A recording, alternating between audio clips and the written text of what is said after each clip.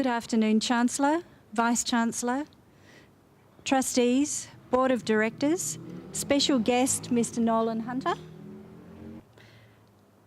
staff, students and friends of the University of Notre Dame, Australia.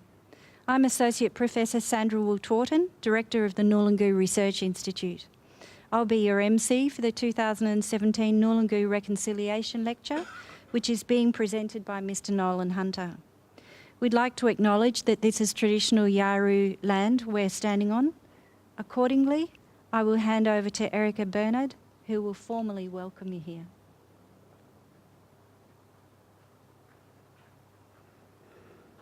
Thank you, Sandra, and thank you, Notre Dame, for always allowing us to come here to recognise that we're on my grandfather's country. Actually, I just came from my Mim's house, so ngari gujit everybody, and welcome to this evening. And when I was sitting with my grandmother, she started talking about country, and I guess you're going to hear a little bit more about that this evening. But this place is very special in the sense that we can share this country with all of you guys and stand up here and make you feel welcome and make you feel safe when you walk around in our country. Old people will look after you. We ask that when you do walk around in our country, here in Yarra country, that you walk around with an open heart and an open ears and open eyes and see the beauty and feel the beauty that this place has to offer. We ask you to take in everything that this evening presents in listening to Nolan. And I know that Mim will be thinking of everybody here.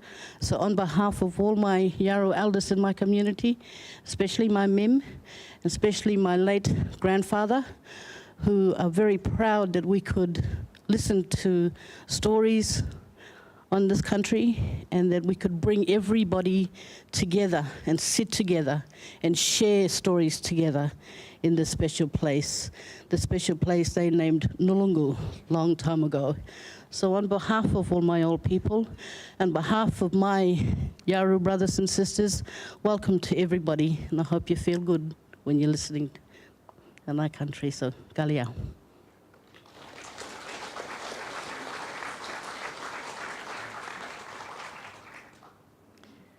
I also wish to acknowledge the Yawuru elders, past and present, and in particular I didn't acknowledge Bishop Christopher Saunders before, who's one of our elders. So, I'd now like to introduce Mr Nolan Hunter, who's Chief Executive Officer of the Kimberley Land Council, or KLC. The KLC has a large membership of traditional owners and about 25 different Aboriginal tribal groups from across the Kimberley region who provide the organisation with senior cultural leadership and strong cultural governance. Mr Hunter is a Bardi man with strong ties to his people and across saltwater country in northwestern Australia, including Yawuru ties through his father. He has a deep appreciation and understanding of his culture and a responsibility to care for the land. As well as once being a Broome Shire councillor, in the past, Mr Hunter worked for the public service for 14 years, followed by overseas experience, working in immigration, humanitarian and other programs through the Australian embassies and consulates in Manchester, Vienna, Moscow, Edinburgh and Dublin. He's been a director of many boards, including the North Australian Indigenous Land and Sea Management Alliance, or NALSMA. He was the previous chairman of Galari Media Enterprises. He's an existing director of the Kimberley Sustainable Development Trust and many more. Mr Hunter is currently chairman of the National Native Title Council, a role he took up in 2011, representing native title organisations across Australia to engage on national policy matters such as legislative amendments and service delivery policy reform. Mr Hunter has recently presented at a good number of international conferences on the development of environmental and cultural enterprises and the KLC's work to connect Indigenous land managers from across the world.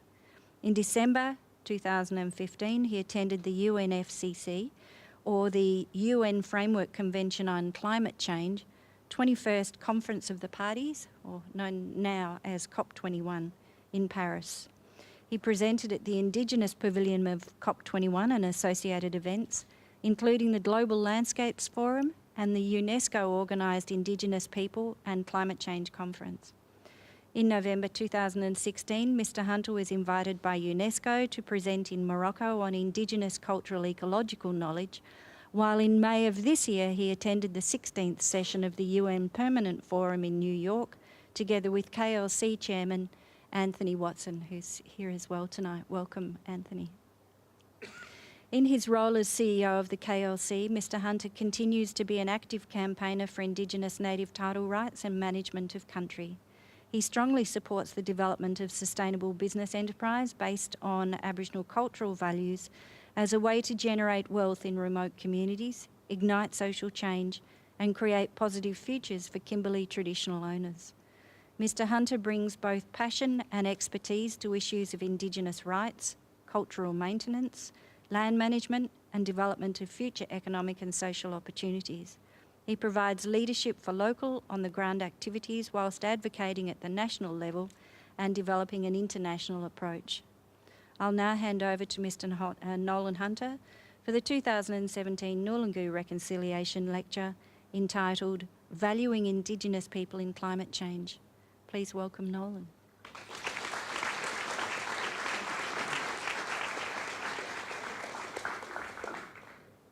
Thank you, Sandra, and thank you, Erica, for that welcome.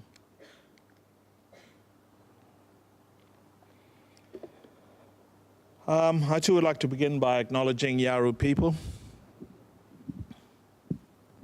the traditional owners of this country.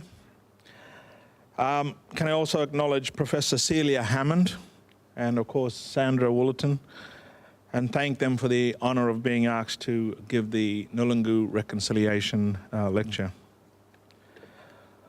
So, as has been mentioned, tonight I want to talk to you about the value of Indigenous people in climate change. We know that climate change stands to be one of the biggest threats to the survival of Indigenous people in modern times. A lot of the engagements that we do overseas, we engage with the global Indigenous community. All those forums, we have the opportunity to talk to, we have a gathering of Indigenous caucus, and there are similar concerns and issues that are raised by people everywhere. Science tells us that the climate trends indicate that without action, temperatures will continue to rise, resulting in more extreme weather conditions, increased floods, droughts, etc., changes to all those seasonal indicators, extinction of plants and animals, and higher levels of disease and health issues. In the Torres Strait, we know that people are already having to put up walls because of rising sea levels. Many Indigenous groups in the Kimberleys, for example, Yawuru, Mirawang Gudjerong in the East Kimberley, others around the traps have undertaken activities through the identification of seasonal conditions and comparisons with traditional indicators on the basis of their cultural knowledge. I have to say I'm not used to reading. When I talk at all these different conventions, I never read. I talk about the subject matter. I should probably do that, but I want to make sure I don't miss anything. I spend a lot of time working in these areas and trying to do a lot of the work with our traditional owner groups across the Kimberleys. And I find it really hard to read to people. I think it's not a good way to do it. But like I said, I don't want to miss anything here, so bear with me if I stumble and stutter a bit. The vital water resources of the desert region have been drying up while the times when plants are blooming, animals breed, and seasonal fruits bloom have shifted from traditional patterns. This is what we're finding when we're talking and engaging with all those groups out in different areas of the Kimberleys, but also the similar stories that we have when we talk to people overseas. Across the Kimberley, Aboriginal people are well placed to understand the effects of climate change on the land. We believe they are responsible for looking after 9 Indigenous protected areas in the Kimberleys, 4 of which link together to create the largest Indigenous-owned conservation corridor in Northern Australia. There are 72 dedicated IPAs, or Indigenous protected areas, in Australia, protecting over 64 million hectares, including some of Australia's rarest and most fragile environments. These IPAs make up over 40% of Australia's National Reserve System. Australia's National Reserve System aims to protect 17% of bioregions in Australia by 2020. In addition to IPAs, there is a movement in Australia, a force of Indigenous rangers who are using their native title rights to look after their land, their culture and their future. When the Indigenous Ranger program was first introduced, the primary object was to develop environmental and biodiversity outcomes for Australia, within Australia.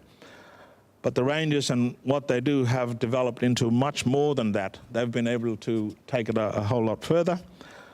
The Rangers are enhancing Indigenous people's relationships to the land by reconnecting people to country as a result of the default of the projects that they do, those biodiversity, NRM, conservation, etc. type projects.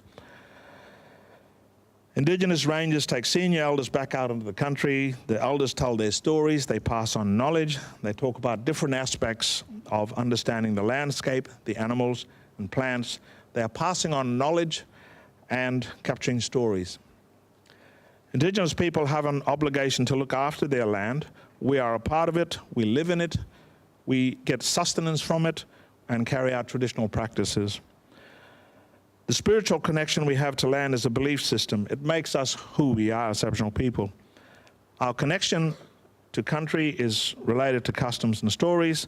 Some people refer to this as dreaming or songlines. It is the legacy of the history of our people that has been passed on through different generations.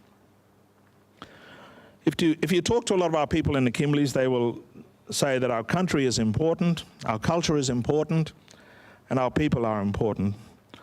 And also we talk about our young people. In the Kimberleys, it's a sad reality that suicide rates among Indigenous people or Aboriginal people in the Kimberleys are among the highest in the world. According to the report in the Medical Journal in Australia, between 2005 and 2014, there were 125 suicides in the Kimberley. 102 were Indigenous people. Despite the best efforts of advertising and campaigning and political strategies and a whole range of other activities, this doesn't change the rate of suicide in the Kimberleys. There might be minor movement, but we're not seeing a level of success that's required to really stop this epidemic. When we are seeing changes in people who have become involved in Indigenous Ranger programs, this program enhances a person's cultural connection and their ties to country. The Ranger program provides accredited training, new skills and future opportunities, developing those young people and their belief in themselves. So we're developing people as well through this process. This strengthens the internal well-being of young people, their identity and their desire to work and contribute and be part of a community. In the Kimberleys, we now have 13 ranger groups that make up the Kimberley Ranger networks. We have 70 full-time rangers and over 100 casuals at any given time, plus administration staff and cultural advisors. The KLC is promoting the fact that rangers are leading the way in their communities, and it is their knowledge and potential for global impact that is now making people sit up and listen. So we take these stories overseas. There's a lot of exposure. There's a lot of interaction with also global Indigenous groups as well. We go over there, they come over here, and there's a whole lot of interaction. To promote Indigenous knowledge sharing in 2013, the KLC, under the guidance of CEO Wayne Bergman back then, played a critical role setting up the World Indigenous Network in collaboration with the then Federal Minister for Environment, the Honourable Tony Burke. We took Tony camping up in the Kimberleys, got into his ear and talked about this wonderful idea about Indigenous cultural knowledge and sharing and all those sorts of things. And then following that, there was a big meeting. I'd gone to Canberra and I'd engaged with AusAid back then, which no longer exists. Talked about this idea that when they were supporting those developing countries around the regional modeling type ideas, the Pacific Island Marine Reef Management, different kinds of projects around the world, and other support, and us doing, of course, the kind of projects here with carbon abatement, that we could look at trying to get support to bring some of those groups together on this whole concept of knowledge sharing, Indigenous cultural knowledge sharing at a global level. So basically that eventuated in a big gathering in Darwin. There was something like 1,200 people, and delegates came from around the globe. And that was quite successful, and they were able to talk about their experiences in land management and marine conservation and biodiversity, etc. In 2016, the Australian government ratified the Paris Agreement, 11 months after the historic deal was struck at COP21. The Paris Agreement commits rich and poor countries to take action to curb the rise in global temperatures. It includes a global goal to hold average temperatures increases to well below 2 degrees Celsius, to pursue efforts to keep warming below 1.5 degrees Celsius and pre-industrial levels. While the 1997 Kyoto Protocol didn't include a single reference to Indigenous peoples, the Paris Agreement has made some important strides. The agreement includes 5 explicit references to Indigenous peoples, their rights and their traditional knowledge. In the preamble, for example, it states, acknowledging that climate change is a common concern of humankind, parties should, when taking action to address climate change, respect, promote, and consider their respective obligations on human rights, the right to health, the rights of Indigenous people, local communities, migrants, children, persons with disabilities, and people in vulnerable situations. So I think the critical thing there is that it acknowledges the rights of Indigenous peoples. And in a minute, I'll talk a bit about the UN Declaration, which Australia endorsed in 2009, April. So in Australia, Indigenous peoples' rights are, to a small extent, captured in their legislative rights to country. Native title, as we know, came about as a result of the High Court judgment in Mabo that legally recognizes Aboriginal people's connection to country. So how do you look at the value that is created when Indigenous people practically engage with their lands and carry out the responsibilities that arise from the connection they have in relation to that land? And how do people use their native title to assert their rights to manage that land? This is a big challenge. The KLC has been advocating for a change for Kimberley Aboriginal people's socio and socioeconomic circumstances for nearly 40 years. Next year it'll be 40 years, actually.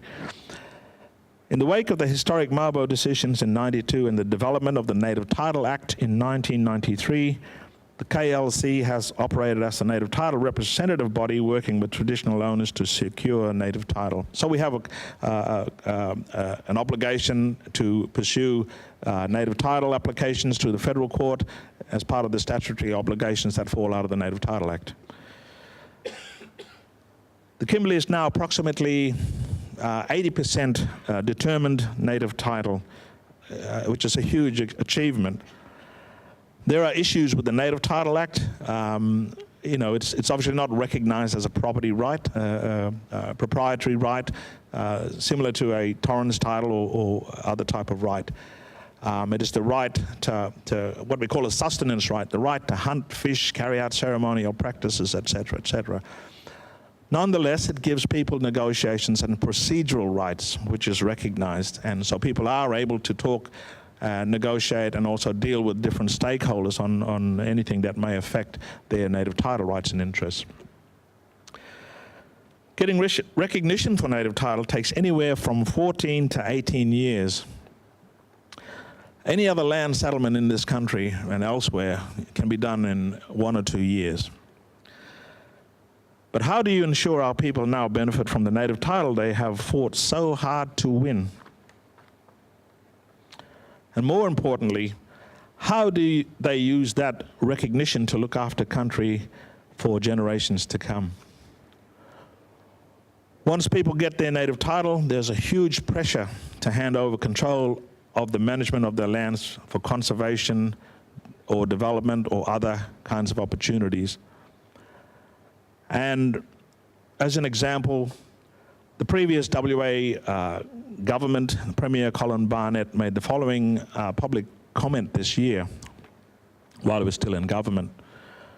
What I don't want to see and what you don't want to see is increasing areas of the state, particularly, say, the Kimberley, being tied up in conservation or by Aboriginal corporations where you get unproductive stations and a lack of control of feral species or whatever it might be. The conservation issue, particularly in the Kimberley, is important, but the state has taken on that responsibility. Conservation of the Kimberley has been done by the government, and it is the government that should do that. It's a worrying statement, to say the least. So it is these challenging views of both proponents and governments alike that at times disrespects the importance of Aboriginal people's roles and rights to be engaged in decision that have an effect for their connection to country. This week, the ABC reported about a request by a pastoralist on the Dampier Peninsula to extend his grazing rights onto unallocated Crown land. The pastoralist's main justification that the land was not being looked after and running cattle would help to protect it from bushfires. There appeared to be little consultation with Indigenous traditional owners, the very people who have looked after country for thousands of years through traditional practices, and more recently through the managed burning undertaken by our rangers. The conservation and negotiations seem to be between the pastoralists and the government. Aboriginal people weren't consulted, aren't consulted properly, and while Aboriginal people's high standards and best practice in the management of fires was not considered, sorry, let me just rephrase that. There was an audit by the Office of Bushfire, and I can't remember the actual acronym, but what it identified when they looked at what the KLC in their relationship with the groups, and they also looked at the groups' best practice around fire management, not only did they find that they exceeded the levels of a very high standard, but they were also in some instances better than other operators. So that's another story, but moving on, it was not long ago that the West Australian government said it was going to close down Aboriginal communities. So I think 150 communities was the figure, and they were intending to force people from their homes and off their lands. So they wanted to push people into the big towns, making fringe dwellers once again, just as they were in the kicked off different areas around Australian pastoral stations back in the 60s or 50s or whatever it was. Our people, the most vulnerable Australians, have fought long and hard, sometimes for decades, to be formally recognised under law as traditional landowners, only to come up against government policies that seek to undermine this hard-fought right. This ongoing struggle was highlighted in a global report by Oxfam called Land Rights Now. The report raised the alarm about a global land rush at the expense of those who need the land the most and who are best placed to protect it. As Sandra mentioned, last year I was invited to speak at COP22 in Morocco, Marrakesh, about cultural and ecological knowledge. And I talked about how other countries can use the traditional knowledge of Australia's Indigenous people to reduce the impacts of climate change in their own backyards. So, and it isn't just Aboriginal people in the Kimberley and Northern Australia doing this work and leading this process. Indigenous peoples from across the world are undertaking different projects to address and manage climate change. We heard from pastoralists in northeastern Ethiopia who are using traditional weather forecasting to make livelihood decisions, adapt to climate change and complement formal weather forecasting systems. Pardon. In Canada, the Inuit people talked about increasing their polar bear populations and the relationship between the Earth, Sun, Moon, and stars, while in West Africa, Burkina Faso, researchers focused on local knowledge of water resources, just to name a few.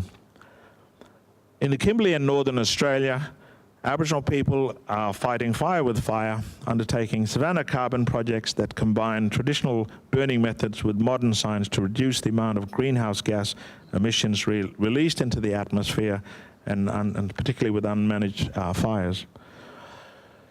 So the question is, why burn at all? This was put to us at an overseas kind of panel we were on a forum. Why burn at all? Every year you're going to get wildfires in the late summer season. These fires are caused by lightning strikes, accidental fires that get out of control, deliberate fires, hot summer fires that burn at a higher rate because of the fuel load density. So if you think about Northern Australia, the rainfall promotes a particular level of growth. This is what we mean when we talk about the fuel load and the opportunity for those fires to burn at really damaging rates.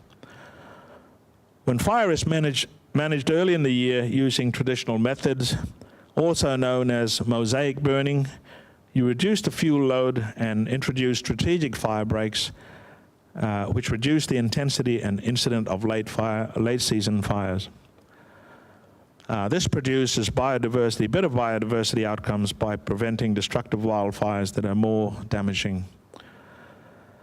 So I'll just give you a brief explanation. I don't assume that everybody's as familiar with carbon abatement. It's a really technical area for me, but my basic understanding is that when you can create a cooler fire burn at a particular time of the year, and the difference between a high fire burn, our groups are looking to then be able to claim a carbon credit from that. And in order to do that, you have to be able to measure how much CO2 and other emissions go up into the air. That's about the science of, and a lot of our groups have worked with that when they became established to do the carbon abatement work. And so Kimberley Aboriginal people in the East Kimberley have been leading the way for our groups in the Kimberley, particularly in relation to the progression of the carbon market economy. Some time ago, this was in, Wayne Bergman was the CEO back then. We went to a CEO cook-off in Sydney, and there was a lot of work around the development of the carbon farming initiative, the legislation that talks about how you could sell your carbon credits. And so we had the opportunity, because it's a good mix of people coming from, mixing with the celebrity chefs and CEOs from around the country. And so we saw Alan Joyce from Qantas then. We said, boy, have we got a deal for you. Anyway, the point is that you have to, and I'll talk about this perhaps a bit more, so that carbon projects are undertaken by Indigenous rangers and projects are owned by the native title holders. And with the right methodology, these groups are able to claim carbon credits through the Carbon Farming Initiative. So in the lead up before the development of the CFI legislation, the KLC worked with a number of those groups on capacity building, the science methodology and all those things to develop the process, safety, the whole range of other training. And so by the time this CFI came around, everybody was prepared and could do the things that they needed to do around the business thinking. So this is expensive work, I have to say. The startup cost is really huge, but it's the other benefits that you get around the number of jobs that you can create, getting people out on country, all the other things that you can do. There's lots of other benefits. And so there's this value that's created. I talked about the jobs, the cultural connection, and people being on country. Earlier on, I talked about the transfer of knowledge. There's the biodiversity, the environmental, and other outcomes. So when the CFI initiative was being developed by the Australian government, we went across to Parliament and we went to Combay's office. We talked to advisors. We went to the Clean Energy Regulator. We went to the Department of Environment. We talked to a whole lot of stakeholders. And the idea is that we wanted to make sure that native title could be included in people being able to do the carbon abatement work. And others put in submissions, and there was a whole lot of input from other peoples around the traps. And basically, it ended up that native title is recognized as a valid status for the purpose of running those projects. So early in 2005, we saw the start of a 28,000 square kilometre Savanna Project in West Arnhem. I'm sort of going backwards here, but I should have started with that, but it doesn't matter. The project was funded by one of the world's largest energy companies, ConocoPhillips, who provided annual funds in return for an abatement of greenhouse gases equivalent to 100,000 tonnes of CO2. This project pioneered the start of the Indigenous carbon industry, which was formalized through the Labor government's carbon farming initiative, i.e. the CFI, in 2011. Unfortunately, in 2014, we saw the introduction of new policy where the cheapest price of carbon wins taxpayer money rather than incentivizing corporate partnerships. So when you look at the government's scheme for the sale of carbon credits, it's kind of like reverse auctioning. So if you've got the economy of scale, you can afford to buy at the lower price. We tend to look at the voluntary market to get better pricing on carbon. That requires industry support because the relationship between industry's offset and its high emissions plays a part in that. Thinking around support for Indigenous groups doing carbon abatement. The change, so around the carbon tax stuff, we were hopeful, and of course that didn't get through. And so it kind of locks out opportunities for small business operators like our traditional owner groups in the East Kimberley. It makes it harder, really. And it doesn't factor in the environmental, social, cultural benefits that we talked about as a default of those projects. The KLC is now working with partner organisations such as the Business Council of Australia, or BCA, to develop a market that truly benefits, recognises and values those kind of benefits. You've heard of dolphin-free tuna. The branding, I think it's referred to as branding in terms of Indigenous carbon, is what we kind of hope to achieve. And people may pay a premium price for carbon if it's branded, but they do so because of a social obligation or a social kind of license to operate. We also travelled internationally advocating for the rights of Indigenous people and telling people about the, Kimberley groups that we work with closely on the climate change journey through carbon abatement. There's been this notion espoused in different conversations when we go to talk overseas by others of a principle about country needs people and people need country. The opportunity for consideration on this point happened a few years ago when the KLC went to Spain to attend the Wild 10 Forum with global conservation groups and a large gathering of Indigenous people from around the world. There was discussion from the global conservation groups around the declaration of wilderness areas around the globe. It was important to raise the issue about Aboriginal people's obligations to the care, maintenance, and cultural connection to land. It was also important to reference the United Nations Declaration on the Rights of Indigenous People in relation to our rights, in addition to, in Australia, the rights we have under the native title. About 4 years ago, we took this to New York and ran a side event at the UN, talking further about our people leading the way. The Kimberley model of Indigenous-led conservation combines strategies that enhance country, generate carbon credits, developed by a wholly owned Indigenous business model. Australia, through the Rudd government in April 2009, endorsed support for the United Nations Declaration on the Rights of Indigenous People, or UNDRIP. Amongst other things, the UNDRIP talks about Indigenous people's cultural rights to lands and territories and natural resources, self-determination, protection and recognition of our rights to our traditional lands, and the ability to participate in the modern economy. In more recent times, we have worked with people like Sam Johnson from the United Nations University.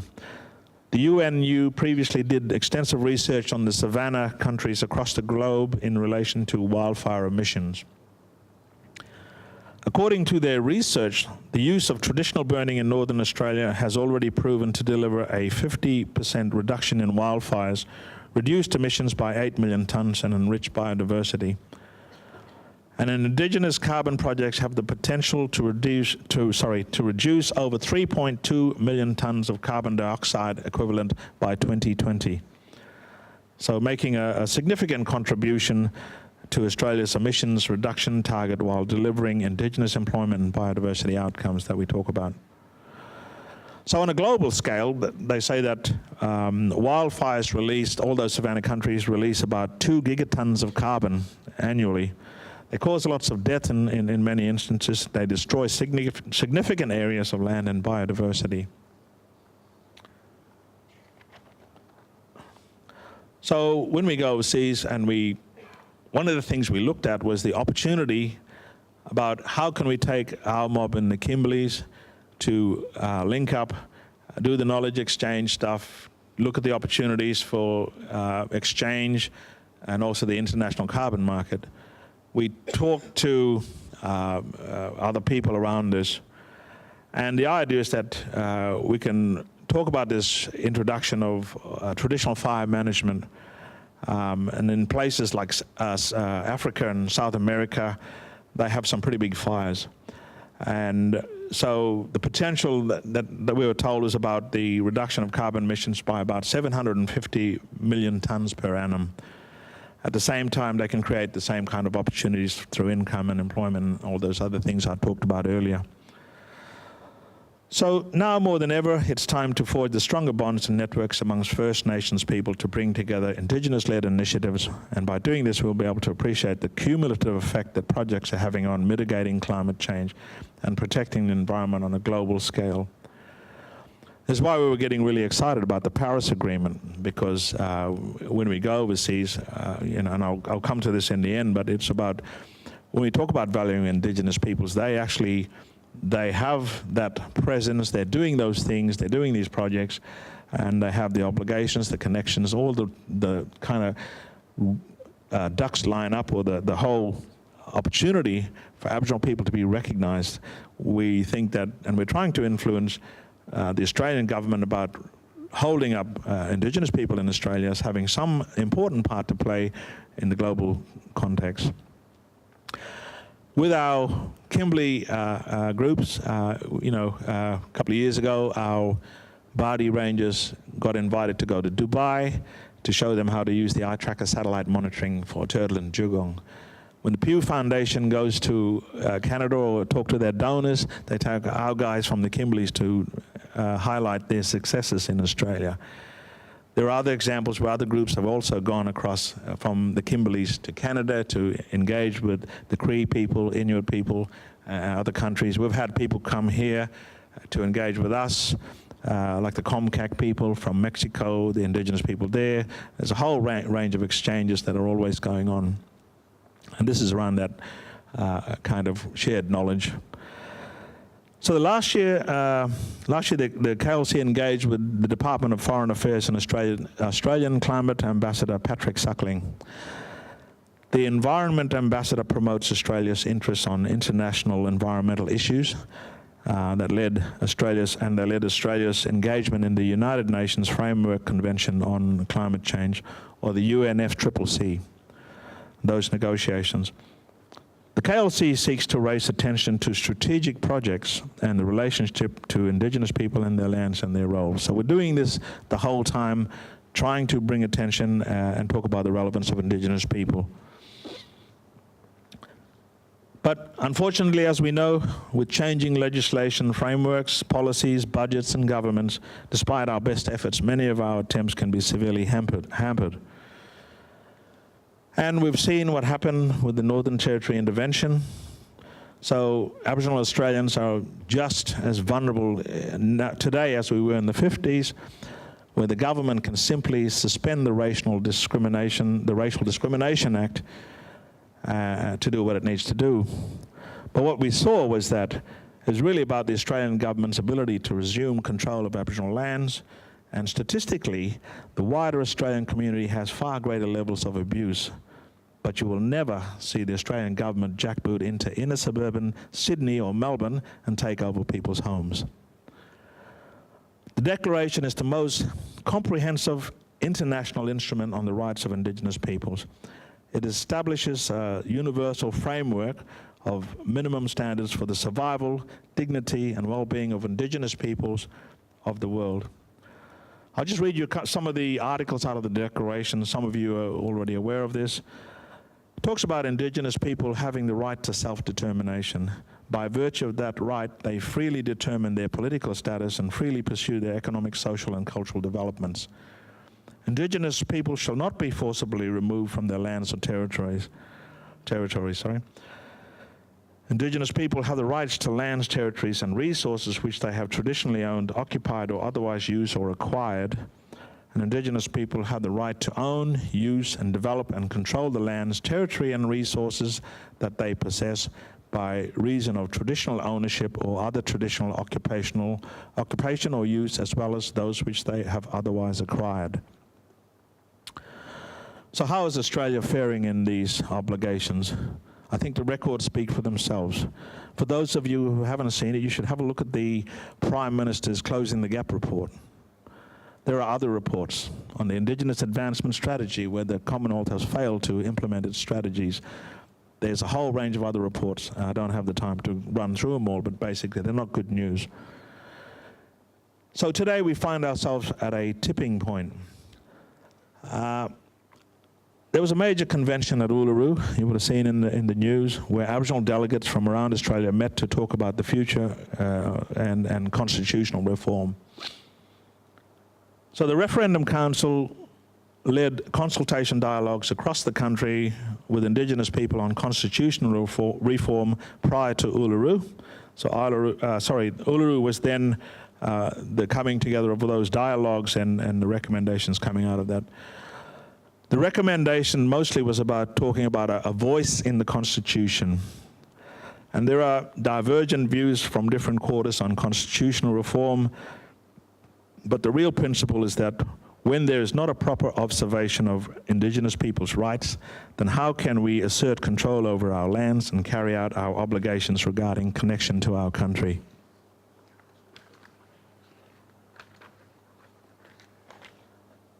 Oh, next year is the 40th anniversary of the KLC. That'll be an occasion to reflect on how far we've come as an organization and how far we still have to go. KLC is remembered and known for many things. We are sometimes referred to as a political organization. But when you look at some of the good work we've done and you look at the outcomes for Kimberley Aboriginal people, there are many. Going right back to thinking about when the KLC, I think Peter Yu was the CEO back then, trying to support and the recognition that Aboriginal people, there were lots of Aboriginal partial property holders. And so they set up an organization called CAPA, Kimberley Aboriginal Pastoral Association. The KLC, through its membership, were told language was important. So then they set up the Kimberley Language Resource Centre. The KLC was told by its members that the law and culture was important. So they set up the KALAC, the Kimberley Aboriginal Law and Culture Centre. Our members told us that the agreements with different traditional owner groups and proponents, they didn't have the facility or capability of funds management. So the Kimberley Land Council set up the Kimberley Sustainable Development Trust. Our group said we need to look at economic development. So the KLC set up the CRED, the Kimberley Regional Economic Development Corporation. And so forth and so on. The latest one was ANJA, so a regional body that was set up out of the contentious James Price Point project.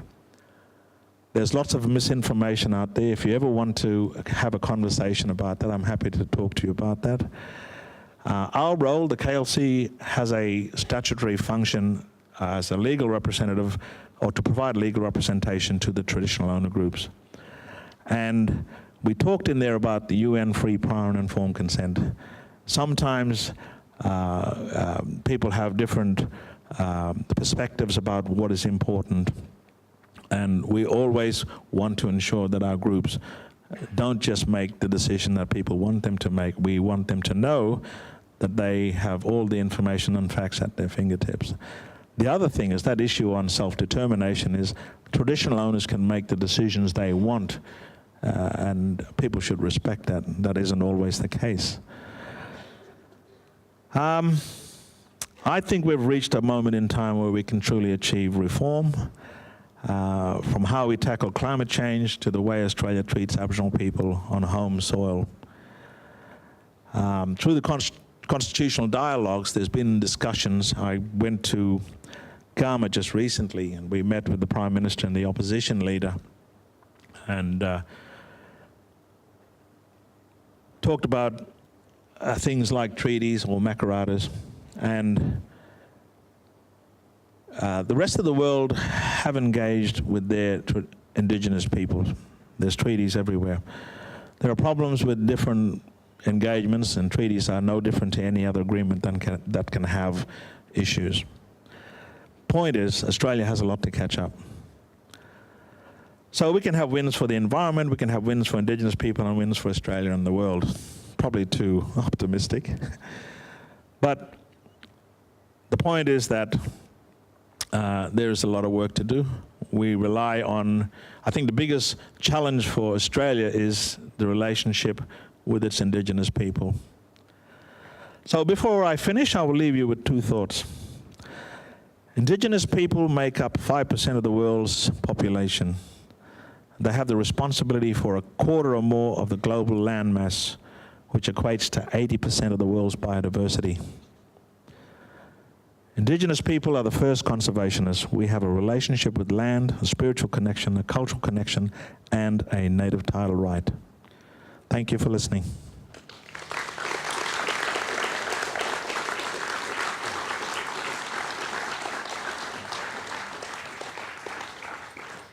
Nolan, thank you very much for that awesome presentation. Key points from my point of view, in summary, is the rights of Indigenous people and land rights enables cultural and ecological knowledge maintenance and continuity of wisdom to address climate change. Indigenous land rights, fully and properly implemented, is a key to sustainability Australia-wide and worldwide. The rights of Indigenous people and land rights is also a key to Aboriginal wellbeing and economic development, such as carbon abatement or Indigenous carbon. And that Aboriginal people are leading the way in conservation, carbon emissions reduction, sustainability through cultural wisdom and economic development in a global context. So, thank you. Questions?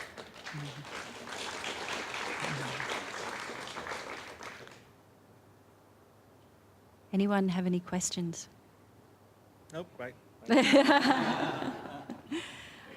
Well, I can ask the first question. Everywhere we see banners such as healthy people, healthy country. So can you spell out the connection, the cultural connection between healthy people and healthy country, and healthy country and healthy people? I think so. Look, there is a connection. You look around the globe and you see those cultures, the degradation of those cultures around the globe, those that have managed to remain intact and hold on to a lot of their practices and their relationship to the land. You have different outcome. When we've gone overseas, we've engaged with lots of people. I talked about this earlier. People like Chief Rayoni of the Amazon. He has a major backing. He has a major battle on his hands around the destruction of the rainforest. And he has some serious support out there from celebrities and famous people and that. But also he contacted lots of our Indigenous groups around the world. And other things start to occur, bad things start to occur when people don't have that level of freedom around their connection to country. But we also know that if you think about the whole basis for the existence of Indigenous people, there is a spiritual connection. If you think about it in terms of disrupting any kind of connection, that'll have effects for people. Different symptoms may indicate, and you could probably look at health statistics on this. Some of that, there's always a lot of finger pointing around this stuff, but you can't ignore the fact one of the things I mentioned was that the youth suicide. Why is there such a huge rate of suicide in the Kimberleys? My view is that this is symptomatic of other things that need to be fixed. You can blame drugs and alcohol to a certain extent, but this really talks about the well-being of a community. We don't look at suicide as an isolated kind of issue. You have to understand what is the cause around a people as a whole, their well-being as a whole. You know, at the moment there's some issues around the basics card, you know, trying to tackle alcohol and drug problems. We know that's not the kind of, that's a band-aid to the real issues. There's a lot of pressure on Indigenous people to say around these, there's a kind of cyclic argument where you look at the millions and billions of dollars that are spent on Indigenous affairs. Many years ago, I had lunch or coffee or whatever it was with Malcolm Fraser here in Broome. And he was reflecting back, and he was talking about the mistakes of government and the things that he thought he knew back when he was in there. It was a deep reflection. I was quite privileged to listen to him. And so the point was that policy decisions, policies that are made, service delivery models, spending, who decides that? Aboriginal people are at the end of that process. Why is it that the Prime Minister's report can, in this day and age, show the level of statistics of socioeconomic and social discord in this country when we are supposed to be a developed country? So embarrassing sometimes that the statistics in this country, when compared to other countries, sometimes comparable. So, yes, the short answer is yes, there's definitely a link between the well-being of a community, in my view.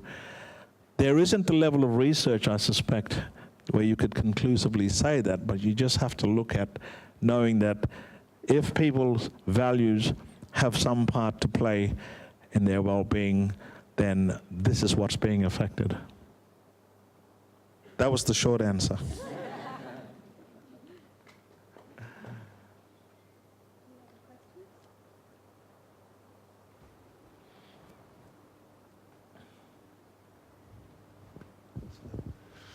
Thank you very much for your talk, and I don't want to draw you away from the very important points that you just made, but you were talking about land use management practices as they've been done for over thousands of years.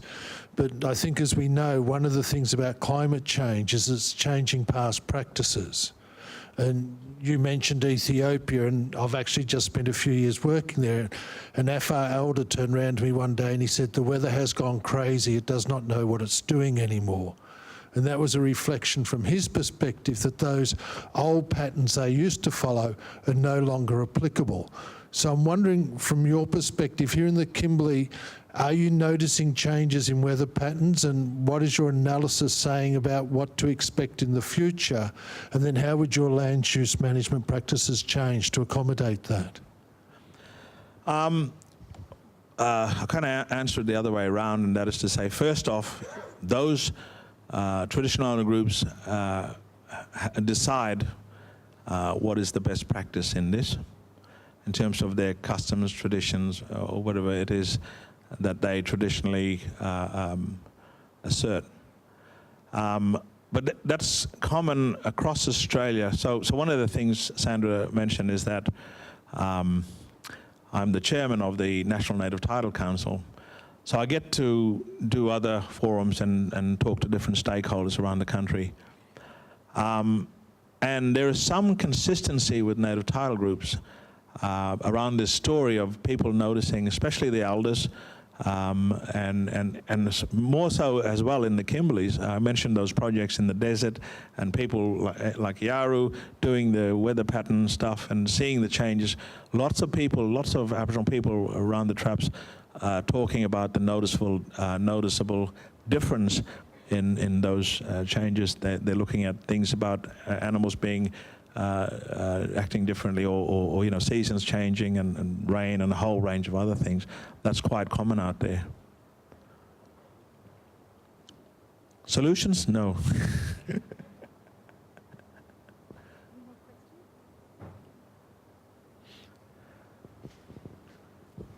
Thank you. It's probably a bit of a comment, but also I'd be interested in your views, and it's just picking up on your last point. And one of the things I guess I had naively not picked up really around climate change was the fact that things go out of sync rather than things are just delayed universally. So in other words, it's not like summer comes early and winter comes late.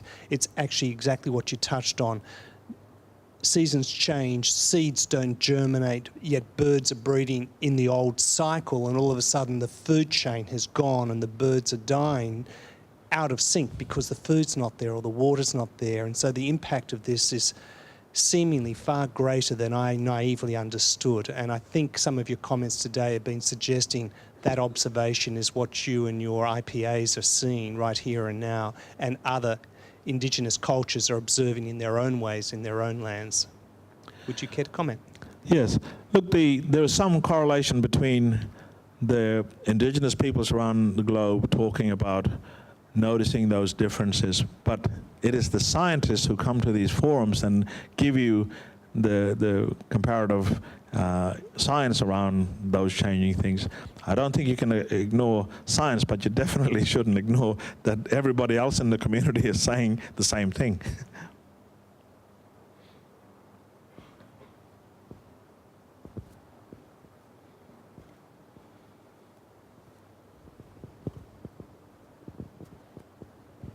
Thanks, Donald. That was a very, very good presentation. You touched on a point about the card system that's sort of currently the topic of debate, and I think you sort of made the comment that people are missing the point, or it's not really the solution. Maybe it's part of a solution, but it's not the solution. I wondered if you'd comment further on that as to whether it is part of a broader solution or whether it's a bad idea, full stop. I'll answer this question the same way I did before, the short answer. I'm just thinking that, so the Kimberley Land Council was part of 8 regional groups that engaged with Abbott when he was Prime Minister on policy reform. So we spent 2 years working on a report about how do we change, the way business is done, and to have input, because Aboriginal people were talking about having input to a process and engaging with government and both determining priorities and all those sorts of things. So what I see happening with this basics card is that there is a prioritization by government because of a report that's been written on alcoholism and domestic violence. So we were up in Kununurra with our board about 2 months ago, a month and a half ago. Jackie Lambie came up there and was talking. I was up there to promote the basics card. And she talked about this problem. People, you have Minister Scullion going up there, you have Alan Tudge, who is the parliamentary secretary that we worked to when we were developing the Empowered Communities report. Abbott's going up there, Jackie Lambie's up there. Everybody's prioritizing the East Kimberley's push on the basics card. So when we talked to Jackie Lambie, everybody talked and she talked, and then at the end of it I said, let me see if I understand this correctly. This epidemic of Indigenous alcohol and domestic violence that the government wants to prioritize with the basics card.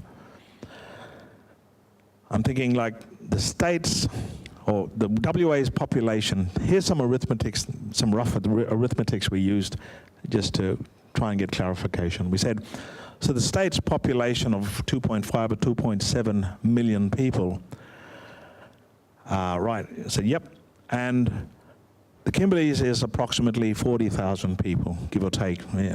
Rounded it off to be really generous about this. 40,000 people in the Kimberleys. If you did a generous allocation and you said half of that is Indigenous and half non-Indigenous, which approximately is, that leaves you 20,000 Indigenous people in the Kimberleys. You split that 20,000 people in the Kimberleys between the East and the West.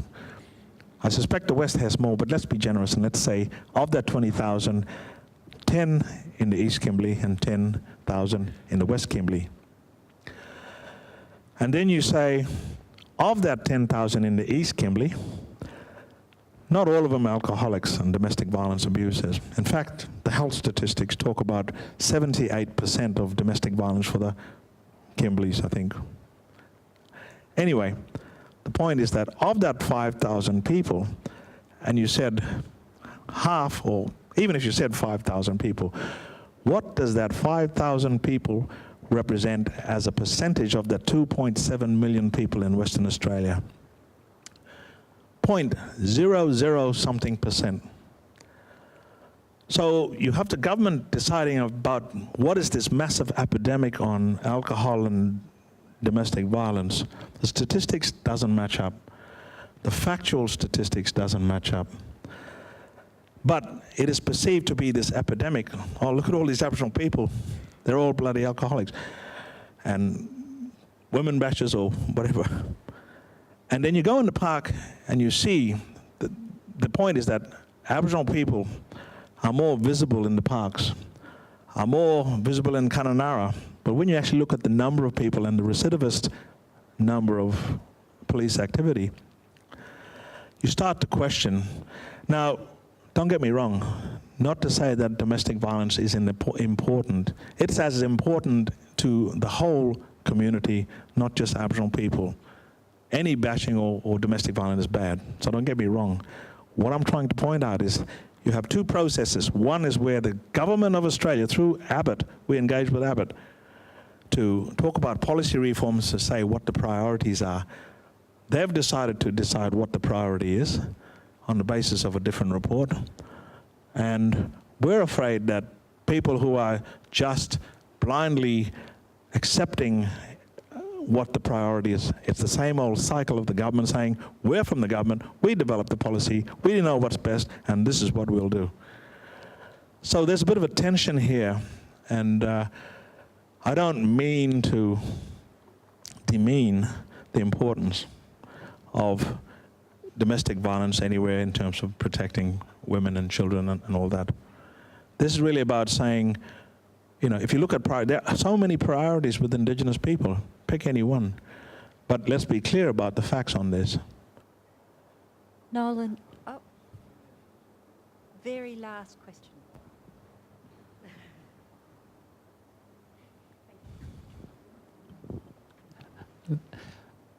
I wouldn't normally do this. I'm usually very shy. I'm wondering, from the childhood, from when I was Australian in the 60s, we've come so far, the fact that we are actually sitting in Yaru land, that welcome to country, that there are so many Indigenous organisations. But I work every day, I suppose, in a field where I work with the elders from Bidjidanga all the way through, and I see such strength and resilience. And I see how far we've come, and then I see some spirit sick in the younger generations. I see so many difficulties, and I just wonder, from your point of view, because we have come a very long way, and clearly we have a very long way to go, in 20 years, 50 years' time, what to you would be success? How would it look?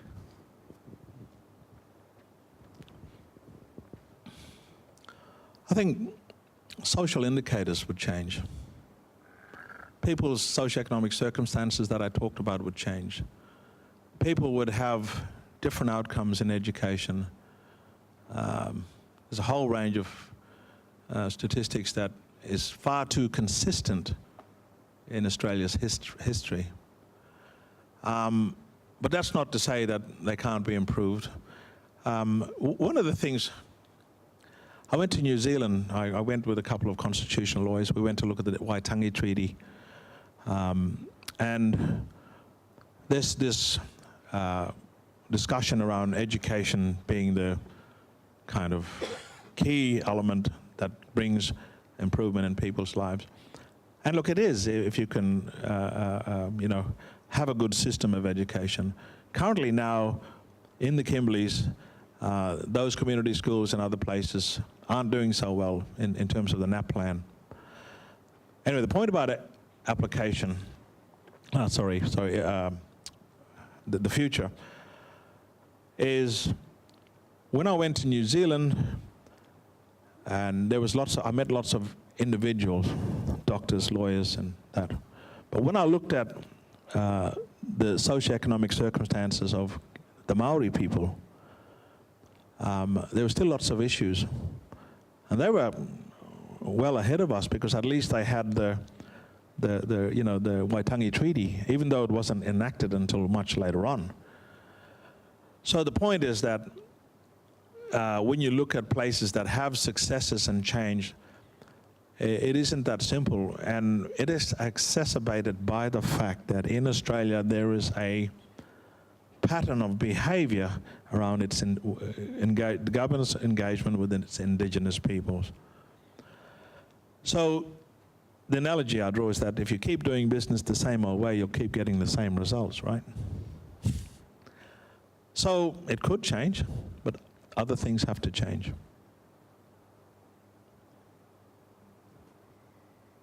Nolan, thank you. Thank you very much for your wisdom that you've shared with us this evening. Thank you very much for being the 2017 Nulungu Reconciliation Lecturer. We've greatly appreciated your wisdom. Thank you. Thank you for listening.